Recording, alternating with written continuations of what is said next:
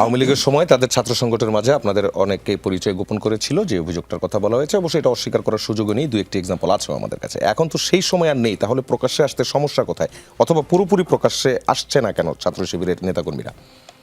হ্যাঁ, ধন্যবাদ আপনাকে এবং যমুনা টিভিকে ধন্যবাদ।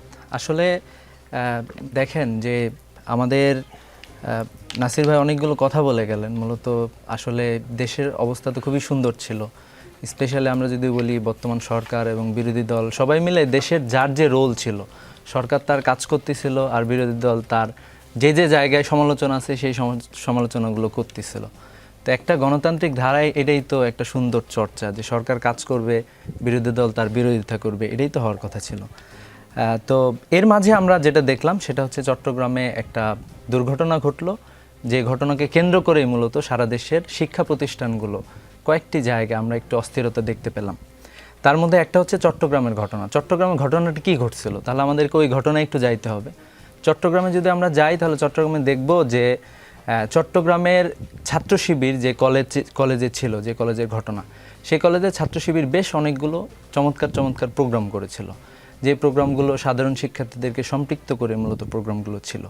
এবং পরীক্ষার আগের দিন ইসলামী ছাত্র শিবির সেখানে সুন্দর ফেস্টুন টাঙিয়েছিল তার আগের দিন রাত্রেবেলা, এবং চমৎকার ওখানে লেখা ছিল, যে লেখাটা আসলে অন্যান্য ছাত্র সংগঠনগুলোও করতে পারত। কিন্তু দেখা গেছে যে রাতের অন্ধকারে ইসলামী ছাত্র শিবিরের সকল ফেস্টুনগুলো খুলে ফেলা হয়েছে। এটা কি গ্রাফিতির আগের ঘটনা? গ্রাফিতির আগের ঘটনা খুলে ফেলা হয়েছে।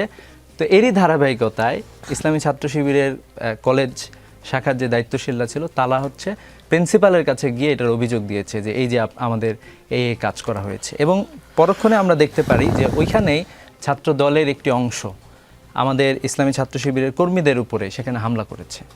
তো এই হামলার প্রতিবাদে এই যে আপনার এর মাঝে ছাত্র দল সেখানে গুপ্ত লিখেছে, এই যে ইসলামী ছাত্র শিবির একটা চমৎকার প্রোগ্রাম থ্রো করেছে যে স্বাগত জানানো শিক্ষার্থীদেরকে, কিন্তু ছাত্রদলের তো তেমন কোনো প্রোগ্রামই নাই, বরং জাস্ট তারা দেয়ালে গুপ্ত লেখে তাদের কর্মসূচি পালন করতে যাচ্ছে।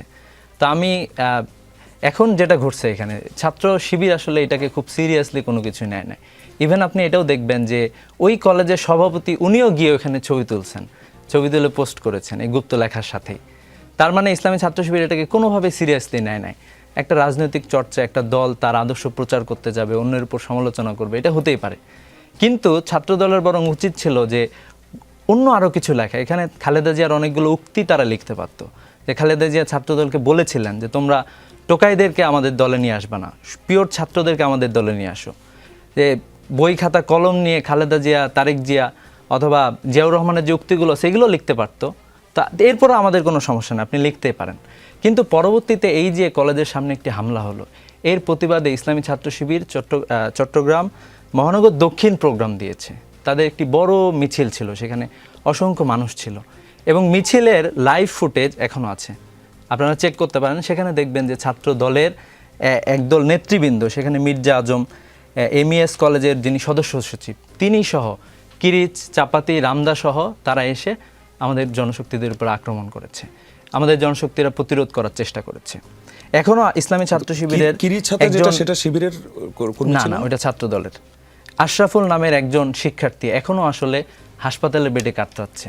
আমরা তো বরং আমাদের ছাত্র রাজনীতির কালচার পরিবর্তন হয়ে গেলে আমরা কী রকমের কালচার চাই?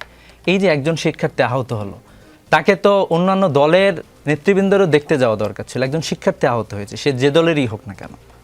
তো এই যে এরপরে আমরা এখন পর্যন্ত দেখতে পাচ্ছি এই যে মির্জা ফারুক নামের যে ছাত্রদলের যে হামলার সাথে জড়িত, তাকেও কিন্তু গ্রেফতার হয় না। এবং এর সাথে আরও অসংখ্য এরকম ফুটেজ আছে যারা অস্ত্র নিয়ে সেখানে হামলা চালিয়েছে। এরপরে ভাই পাবনার কথা বললেন, পাবনায় কি ঘটেছে ঘটনা? পাবনায় মূলত ইসলামী ছাত্র শিবিরের পূর্বে ঘোষিত একটা কর্মসূচি ছিল, যে ওখানে কর্মসূচি ছিল, কিন্তু সেই কর্মসূচিতে ছাত্রদলের তো সেদিন কোনো কর্মসূচি ছিল না। ছাত্র দলের যদি কর্মসূচি থাকতো, ছাত্রদল বলতো যে আমাদের এই কর্মসূচি আছে, প্রয়োজনে ইসলামী ছাত্র শিবির স্থগিত করতো, গণতান্ত্রিক পরিবেশে ছাত্রদলকে বলতো আপনারা আগে কর্মসূচি পালন করেন, আমরা পরে করব। কিন্তু ঘটনা কি ঘটলো? সেই কর্মসূচিতে এসে ককটেল নিক্ষেপ করা হলো আমাদের প্রোগ্রামে। তো এই সব কিছু মিলায় ঢাকা বিশ্ববিদ্যালয়ে ঠিক একই রকম ঘটনা ঘটেছে। আপনি স্বয়ং দেখবেন, শুধু কি একটি হলে, বিজয় একাত্তর হলের কথা বলেন, প্রত্যেকটি হলে লেখা হয়েছে। মানুষের তো একটা রুচিরও জায়গা আছে। ছাত্র সংসদ চমৎকারভাবে তাদের রুম সাজিয়েছে জুলাইয়ের গ্রাফিতি দিয়ে, সেখানে বড় বড় করে গুপ্ত লেখা হয়েছে, ঠিক আছে, দেয়ালটাকে পুরো নষ্ট করা হয়েছে। এটা নিশ্চয়ই নাসির ভাইরা দেখেছেন আমি আশা করি। তো এইটা তো একটা মানে রুচিশীল ছাত্র সংগঠনের কাজ হইতে পারে না। এবং আপনি দেখবেন যে ডাকসুর সামনে গিয়ে সেখানেও গুপ্ত লেখা হয়েছে, ডাকসুর এজিএস সহ ডাকসুর নেতৃবৃন্দ সেখানে গিয়ে ছবি তুলেছে এবং অ্যাপ্রিসিয়েট করেছে, লিখতে পারে, সমস্যা নাই, গণতান্ত্রিক এই শব্দটা culture-এ না যে লিখে কোনো অন্য কিছু কোনো করতে পারে। শব্দ লিখলে কি সমস্যা হতো? না না, কোনো সমস্যা হইতো না, কোনো তাহলে এই সমস্যা হইতো না। শব্দটাতেই শব্দ এত নিয়ে তো কোনো সমস্যা কেন? সমস্যা নাই, সমস্যা হয়েছে এই যে আক্রমণের জন্য, যে এই যে শিক্ষার্থীদের উপর আক্রমণ চালানো হলো। এরপরে আপনারা দেখেছেন যে এখানে প্রোপাগান্ডা ছড়ানো হয়েছে, প্রোপাগান্ডা ছড়ায় সাধারণ শিক্ষার্থীদের উপর আক্রমণ করা হয়েছে। এই যে ইসলামী ছাত্র শিবিরের কর্মীদের উপর আক্রমণ করা হয়েছে, ছাত্র নির্বাচিত প্রতিনিধিদের উপর আক্রমণ করা হয়েছে। তো আমরা তো আসলে এই ধরনের গণতান্ত্রিক পরিবেশ আমরা চাই না, আমরা চাই যে সুস্থ প্রতিযোগিতা হবে। ইসলামী ছাত্র শিবির চট্টগ্রামে যদি একটা ব্যানার দিয়ে থাকে, ছাত্রদল আরও 5টা ব্যানার দিবে।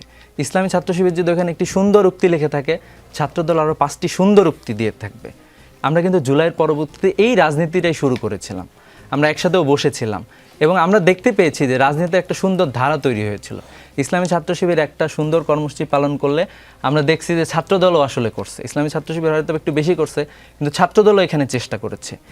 যখন এই চেষ্টাটুকু ছিল তখন কিন্তু আমরা দেখেছি যে সাধারণ শিক্ষার্থীরা, বাংলাদেশের আপামর জনতা এটাকে অ্যাকসেপ্ট করেছে, তারা এটাকে অ্যাপ্রিসিয়েট করেছে।